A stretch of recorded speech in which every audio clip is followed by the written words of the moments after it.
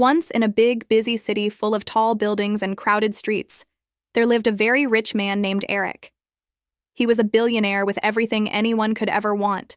Shiny, fast cars that purred like cats, a huge mansion with more rooms than he could count, and piles of money he could never spend in a lifetime. But even with all these amazing things, Eric felt a deep loneliness inside him. He knew that people around him only cared about his wealth and the power it gave him, not about who he really was as a person.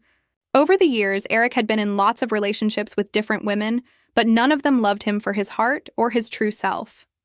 They were drawn to his fancy lifestyle, the expensive gifts he could give, and the big bank account he had, not to the man behind all that. Every time this happened, it made Eric feel more hollow and sad. He wanted someone who would see him for who he was inside, not just for what he could buy or how much he owned. He dreamed of finding real love, the kind that didn't care about money or status. One sunny day, while sitting in his giant house all alone, Eric got an idea that could change everything. He decided he would leave behind his rich life and pretend to be someone else. He would disguise himself as a poor, crippled beggar and live on the streets. His plan was simple but bold. He thought that if he could find someone who would care for him when he looked broke and helpless, that person might truly love him for being himself, not for being a billionaire. Eric told his parents about this wild plan, and they were not happy at all. His mother was a famous businesswoman who ran a big company, and his father was a powerful politician who helped make laws for the city. They both tried to talk him out of it, worried about what could go wrong. "Eric, what if someone figures out who you are?" his father said, his voice shaking with concern. "You could get recognized, and if the wrong person finds out, you might get kidnapped or hurt. This is too risky." But Eric wasn't scared off by their warnings. "I'll be careful," he promised them. "I'm going far away to a little village where nobody knows me. I need to do this." He was determined to find someone who would love him for his real self, no matter how dangerous it might be. His mind was set, and nothing could stop him. So he packed a small bag, left his fancy mansion behind, and traveled to a quiet little village far from the noisy city. When he got there, he changed into old, ripped clothes that smelled like dust and sat down in a rusty wheelchair he'd brought along. He rolled himself to a calm street corner where the wind blew softly, hoping no one would know who he really was. With his hand stretched out, he started to beg in a small, shaky voice, "Please, can you help me?" For the first time in his life, he felt nervous and weak, asking strangers for something when he'd always had everything. He wasn't used to this at all, and it made his stomach twist. For days, Eric sat on that same corner, watching people walk past him without a second look. Most didn't even notice him sitting there in his wheelchair. A few glanced his way for a moment, then hurried off like they had somewhere better to be. Eric had never felt so invisible before, and it stung more than he expected.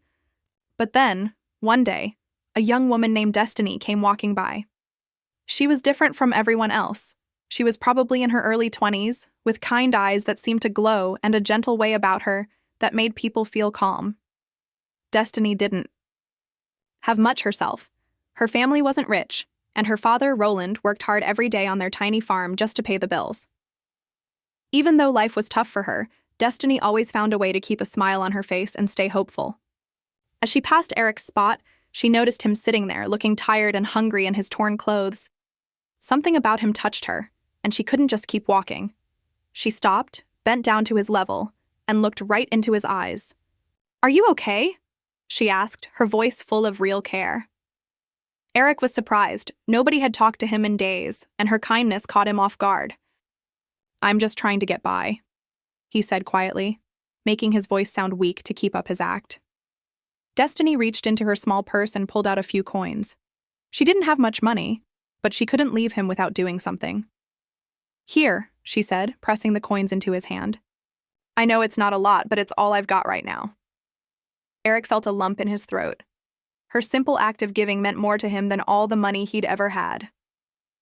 "Thank you," he whispered, his voice almost breaking. "You don't know how much this means to me." Destiny smiled at him gently.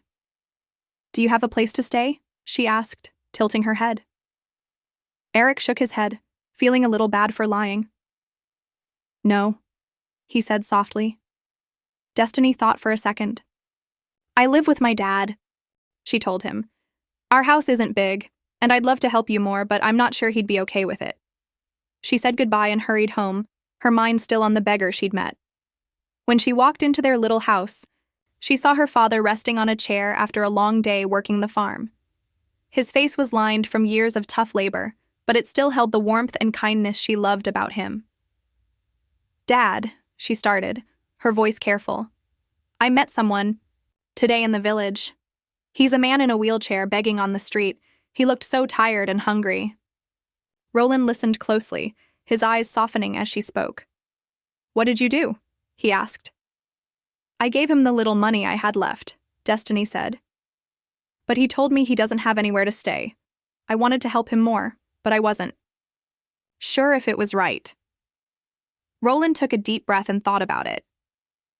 You can't leave him out there alone tonight, he said firmly. Nobody should suffer when we've got a roof over our heads. Go back and bring him here. We'll make room. Destiny smiled, grateful for her father's good heart. She grabbed her shawl, wrapped it around her shoulders, and ran back to the spot where she'd left the man. Eric was still there, sitting in his wheelchair, lost in his thoughts as the sun started to set. She walked up to him slowly, her voice cutting through the quiet evening air. My dad says you can't stay out here alone tonight, she said kindly. Come with me. We'll give you a place to sleep. Eric blinked, shocked by her words. He hadn't expected anyone to be so nice to him, and it made his chest feel warm. I don't know what to say, he stammered, trying to sound humble. You don't have to say anything, Destiny replied with a soft smile. Just let us help you. With her help, Eric wheeled himself to her small, simple home. As he rolled through the door, he felt a peace he hadn't known in a long time. Destiny and her father didn't have much, but they were willing to share what little they had with a stranger. They set up a small corner for him with a thin mattress and a blanket, and Eric settled in, feeling both thankful and uneasy. He started to think that maybe he'd found what he was looking for, real kindness, but at the same time, he felt guilty for lying about who he was. That first night in their house, Eric lay awake for a while. The room was small, but it was clean and cozy. He listened to the sounds outside, crickets chirping and leaves rustling in the breeze. It was the first time in ages he felt safe, not because of money or walls, but because of people. Destiny brought him a bowl of warm soup, and he sipped it slowly, enjoying the taste. She sat nearby, watching him with her kind eyes. You can stay as long as you need, she said. We want to help you. Thank you, Eric said quietly, barely above a whisper. You don't know how much this means. Over the next few days, Destiny and Roland took care of him. They helped him with little things like washing up and even made a small garden spot where he could sit outside. Eric loved spending time with Destiny. She was smart and made him laugh, something he hadn't done much in years. One evening, they sat together in the garden under the stars. She looked at him with a worried frown. You seem sad sometimes, she said. Is something on your mind? Eric wanted to tell her everything, how he wasn't really a beggar, how he'd lied, but he couldn't bring himself to do it. I'm just glad to be here, he said, forcing a smile. I've been through a lot. Destiny nodded, but he could tell she knew there was more he wasn't saying. The guilt grew heavier inside him. How could he enjoy their kindness while keeping such a big secret? Back in the city, Eric's parents were getting more and more worried. They hadn't heard from him since he left, and it wasn't like him to disappear without a word. Every night, his mother sat by the window, staring out into the dark, praying he was okay. Where could he be? She asked, her voice thick with worry. He's our only son. He should have told us where he was going. His father tried to stay calm for her, but he was nervous too. I'm sure he's all right, he said, though he didn't fully believe it. He's probably just taking some time away. You know how he is. But as the days went by with no news, Their fear grew. His mother cried often, hoping her son was safe wherever he'd gone. One cool evening, Roland sat next to Eric in the garden. He'd been wanting to ask something for a while. "How did you end up in a wheelchair?" he said, his tone gentle, but curious. Eric's heart sped up. He made up a story quick. "A few months ago, I was in an accident," he said. "My car slid off the road and I got lucky to survive, but my legs got hurt bad. Doctors say I could walk again, but the surgery's too expensive for me." Roland's face softened with sympathy. It sounded like a terrible thing to go through. Eric tried to hide his discomfort, but Roland could see he was hurting. He decided right then that they couldn't let Eric stay like this. They had to do something to help him. The next morning, while eating breakfast, Roland pulled Destiny aside. He told her about Eric's story and how he needed surgery to walk again. They didn't have much money, but Roland had an idea. "We could sell some of our farm stuff," he said. "Fruits, vegetables, maybe even a few animals. It won't get all the money right away, but it's a start." Destiny loved how generous her father was. They didn't have a lot, but he always wanted to help others. They agreed to keep it a secret from Eric, thinking he might not accept it. Destiny started working harder on the farm, picking fruits and vegetables to take to the village market. Roland kept up with the daily farm tasks, and together they focused on saving up enough to make a difference. At the market, Destiny sold their fresh produce. People in the village liked how good it was, and she made a little money each day. But one day, a rich young man named Judah came up to her again. He'd been trying to get her attention for months, showing up with gifts and promises of a better life if she'd marry him. Judah started talking, offering her wealth and a big house in the city. "You could have everything," he said. Destiny stayed calm and said no, just like always. She didn't want his fancy life. Her simple one made her happy. Judah got mad. He couldn't understand why she'd pick selling vegetables in a poor village over living in a mansion. "You're silly to stay here," he said, then walked off in a huff. Destiny kept selling, her heart steady. She knew what mattered to her, and it wasn't money. Back at home, she and Roland kept working to save for Eric's surgery. Every coin they earned went into a secret stash, but no matter how hard they tried, it never seemed like enough. One afternoon, Destiny's best friend Sophia came by their house. Her face looked serious, but she had a plan she didn't share. Earlier that day, Judah had given her some money to talk Destiny into marrying him. He was tired of her saying no and thought Sophia could change her mind. Sophia liked feeling important, so she took the cash and agreed. She thought Judah was perfect for Destiny, rich, handsome, and able to take her away from the village. Sitting with Destiny, Sophia brought up Judah casually. "He's come here so many times just to ask you to marry him," she said. "Think about all the money and comfort you'd have if you said yes." Destiny shook her head, not interested. Sophia kept going, talking about how Destiny could live in the city, wear nice clothes, and never work in the market again. But Destiny wouldn't budge. Then she said something Sophia didn't expect. "I think I'm starting to like Eric," she admitted. Sophia stopped cold. She couldn't believe it. Destiny falling for a poor, crippled man who had nothing. Her shock turned to anger fast. She couldn't see why Destiny would choose that over Judah's wealth. "You're making a mistake," Sophia snapped. "He's just a broke, ugly beggar. Judah could give you so much more."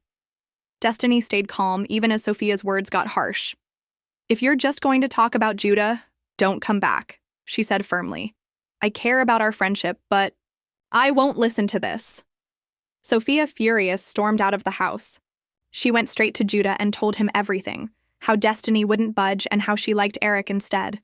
Judah was boiling mad. How could she pick a beggar over him? He felt insulted, but Sophia was upset too. She'd always helped Judah, and he never noticed her. Why was he so stuck on Destiny?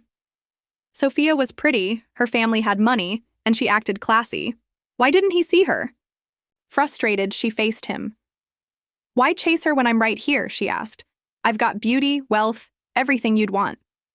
But Judah didn't even flinch. To him, Destiny was special, humble and strong in ways Sophia wasn't. Hearing him talk about Destiny like that made Sophia's jealousy turn dark. She hated how men always picked Destiny, no matter what she did.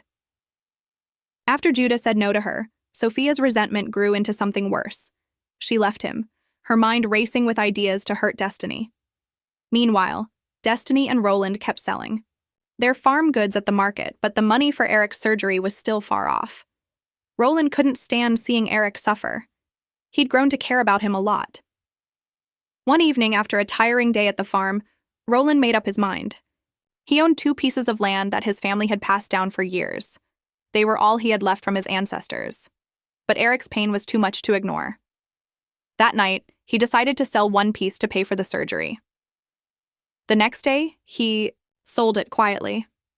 It hurt to let go of something so special, but he knew it was Eric's chance to get better. He came home with the money and found Eric sitting in the small living room, looking out the window as the sun set. "Good news," Roland said with a smile. "We've got the money for your surgery. I sold my land to make it happen." Eric's face went white. He couldn't believe it. This poor man, who barely had enough for his own family, had given up so much for him. The guilt hit hard, and Eric couldn't keep lying. "I need to tell you something," he said, his voice shaking. "I'm not really a beggar. I'm not poor. I'm a billionaire. I came here pretending to be crippled to find someone who'd love me for me, not my money." Roland stood there, frozen, as Eric spilled the whole truth. The room felt heavy with his words. Then, without saying anything, Roland walked outside, fell to his knees in the yard, and started crying. He'd sold his family's land, his legacy, for a lie. Destiny saw her father rush out and ran inside to Eric. "What's going on?" she demanded. Full of shame, Eric told her everything, just like he'd told Roland. She stood there silent at first, then anger took over. "We worked so hard for you," she yelled. "We gave up everything because we thought you needed help. My dad sold our land, our future, for someone who didn't even need it." Tears poured down her face as she let out her hurt. "How could you lie to us like this?" Eric tried to explain, begging her to understand he didn't mean to cause pain, but she couldn't listen. She turned away crying and went to her room. That night, the house was quiet, filled with sadness and betrayal. Roland stayed outside, lost in his grief, while Destiny cried herself to sleep. Eric sat alone, full of regret for what he'd done. Soon, word about who Eric really was spread through the village like a fast wind. Everyone found out the crippled beggar was actually a billionaire. People whispered about it in corners, hardly believing it at first, but the truth came out clear. When Judah heard, it hit him hard. He knew he couldn't win Destiny now. How? Could he match a billionaire? His hopes crashed, and he felt desperate. With no other ideas, he went to Sophia. He told her he was ready to be with her now that Destiny was out of reach, hoping she'd take him back. But Sophia laughed loud and sharp. "You think I'd marry you?" she said, her voice dripping with scorn. "I know you're a fake.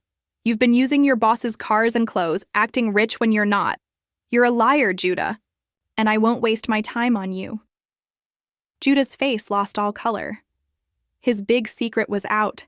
Sophia had figured out he'd been pretending to be wealthy to impress Destiny. Now he'd lost everything. Destiny, his pride, and even Sophia's. Respect. He walked away, ashamed, his head hanging low. The next morning, Eric found the strength to talk to Destiny. He'd spent the night thinking about his lies, the hurt he'd caused, and the love he still had for her. He saw her outside the house, her face still showing the pain from yesterday. "I want to take you and your dad to the city," he said, his voice heavy. "I'll make this right. You'll never have to worry again." But Destiny's eyes stayed sad. "I can't," she said. "Your lies hurt too much. I'm not ready to leave everything." Eric pleaded, telling her how much he cared, but she'd made up her mind. She turned and went to find her father. Together, they grabbed their tools and headed to the farm. Eric watched them walk away, his heart aching, knowing his lies had cost him more than he'd ever thought. At the farm, Destiny worked silently, next to Roland. She'd really cared for Eric, even started imagining a life with him, but the betrayal cut deep. Roland felt it too. He'd trusted Eric, sold his land, only to find out it was all fake. Back at the house, Eric sat alone, thinking about what to do. Then Sophia showed up, pretending to care but with her own plan. "Destiny's not as nice as you think," she said. "She's been acting good, but she's fake. She's been talking to other guys in the village and doesn't really like you. I've liked you since the start, even when you were begging." Eric listened quietly, then asked, "If you liked me, why didn't you say so back then? Why wait till now?" Sophia stumbled. "I was waiting for the right time," she said. "I didn't want to mess things up with Destiny." Eric saw her game. "Get out," he said firmly. "You just want my money. You're selfish, that's all." Sophia's face turned red with anger and embarrassment.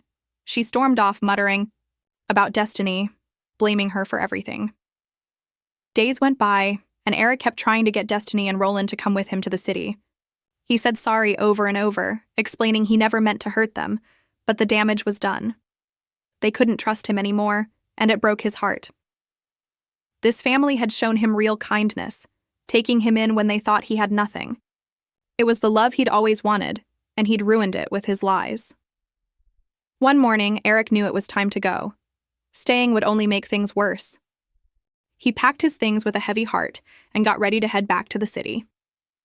Before he left, he sat in the house one last time, remembering the laughs and warmth he'd shared with Destiny and Roland. It hurt to leave the only people who'd ever truly cared for him. As he walked down the road, he looked back at the house, feeling empty. Destiny watched him go from afar, her heart breaking too. She'd fallen for him despite it all, and now he was gone. She cried for hours, wondering if she'd been wrong to let him leave. Deep down, she knew he had a good heart. She'd seen it in his eyes, but the lie was too much. Back in the city, Eric's mother saw him first when he got to their mansion. She ran to him, wrapping him in a tight hug, tears of relief streaming down her face. "Thank God you're back," she said, holding him close. "We were so scared. Where were you?" Eric sighed and sat down to tell her everything. How he'd pretended to be a beggar, met Destiny and Roland, and fallen in love with her. His mother listened, her heart softening as he spoke. "I'm sorry, Eric," she said when he was done. "It sounds like they really cared about you. Life can be hard sometimes. You'll find love again, I'm sure." Just then, his father walked in. He was a tall, serious man, a big-shot politician who'd been working hard to become the next governor. He barely looked at Eric before heading to his study. Eric followed, needing to explain. "Father, I'm back," he said, standing by the door. His father nodded, not looking up from his papers. "So you're finally here. Where have you been?" Eric told the story again, hoping for some understanding. But his father's face stayed cold. "Good thing she said no," he said sharply. "That whole village idea was stupid. I've got plans for you. You're marrying Chief Timothy's daughter. It's set, and it'll help me win the election. You'll do it, or there'll be trouble." Eric's chest tightened. "I don't love her," he said. "I don't even know her." His father slammed his fist on the desk, papers flying. "This isn't about love. It's about power, our family's future. You're my only son, and I've got big plans. You'll marry her, like it or not." Eric turned and left, his mind spinning. His father only cared about winning, not about him. That night he went to his mother and said he was going back to the village. He couldn't live without Destiny and Roland. Their kindness was worth more than anything his father offered. She tried to stop him, warning about his father's anger, but Eric packed and left before his father got home. When he arrived at Destiny's house, she was shocked but happy. Tears filled her eyes as she let him in. They sat up talking about their future, glad to be together again. Back in the city, his father found out from his wife and was furious. He yelled about sending men to drag Eric back, but she calmed him down. "Let him bring them here," she said. "We'll pay them to leave him alone." His father liked that. Money always worked, he thought. He agreed. Sure, they'd take it and go. The next day, she called Eric and said he could bring Destiny and Roland to the city. Eric was thrilled and told them. Roland, who'd never seen the city, was excited to go. They arrived, and Eric's father gave Roland a house and a business, acting generous.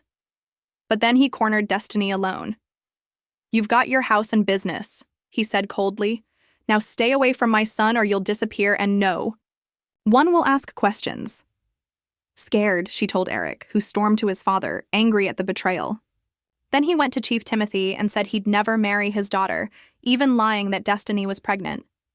The chief was furious and told Eric's father he'd never back him for governor. Without that support, his father lost the election. Blaming Eric, he sent men to Roland's house to attack him as payback. They beat Roland badly, leaving him unconscious. Destiny found him later, screamed for help, and got him to the hospital. Doctors saved him just in time. Eric rushed there, seeing Roland hurt because of his father. Full of rage, he went home, grabbed a gun, and faced his father. "If Roland dies, you're done," he said, aiming steady. His father, shaken, begged him to stop, promising to fix it. Eric lowered the gun, warning he'd leave forever if Roland suffered more. His father made sure Roland got the best care, guilt hitting him hard. Eric stayed with Destiny at the hospital, vowing to keep them safe. The next day, his father apologized to Roland, who forgave him, wanting peace. Months later, Eric and Destiny married, and she got pregnant. They were happy, backed by Eric's mother. One day, Destiny's car broke down on her way to a doctor visit. She saw Sophia, now poor and ragged, tricked by a fake rich man Judah had paid to fool her. Pregnant and alone, Sophia cried as Destiny gave her money to start over. That night, Eric praised her kindness, proving love and care beat wealth every time.